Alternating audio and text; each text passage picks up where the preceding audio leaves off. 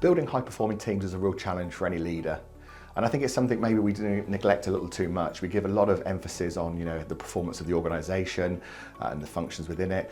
We give a lot of attention to the performance of individuals. But I think, the notion of the teams that they're working, maybe we don't give it as much attention as we should. And ultimately, we need to think about that because very few of our individuals work in isolation.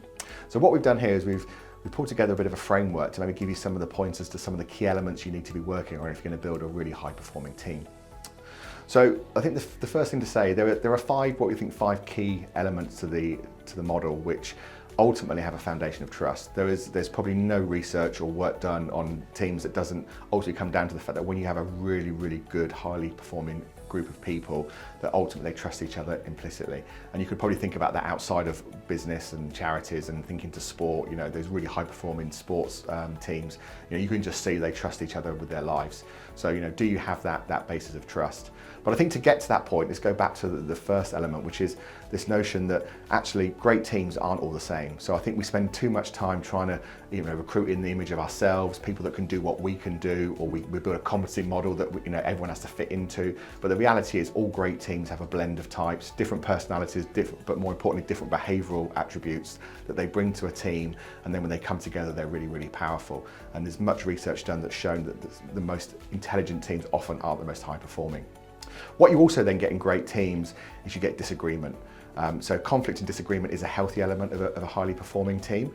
And it's probably a consequence of a blend of types as well, because great teams don't necessarily need to like each other, but they do need to trust each other. And what they ultimately then need to do is disagree and conflict with each other and debate and challenge each other so they get to the right outcomes. A group of people that are all the same, going in the same direction is fine if it's the right way, but the minute you go in the wrong way, then you're in for a real problem. The next element is communication. So many things at the root of them are poor communication. So how do these teams communicate with each other?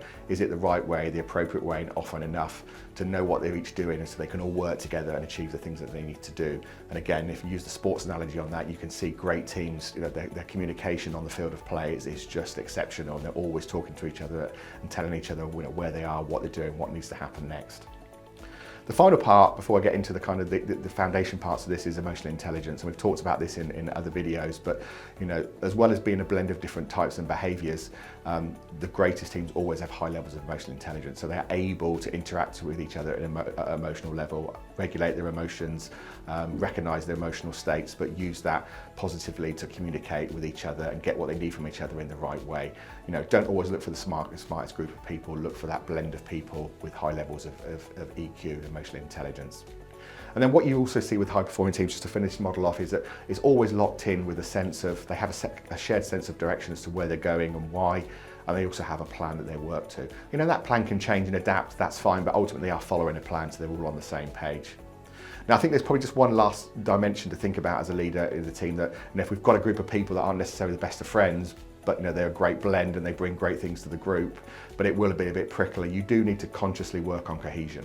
So that's what we're aiming for, is a group of people that trust each other, that we can keep cohesive and moving together in the right way, and ultimately they're learning and refining as we go, because as all things, it won't be a perfect science. So hopefully that framework helps you a little bit. Think about those 5 key elements with trust at the foundation. Look for people that are emotionally intelligent and that are different.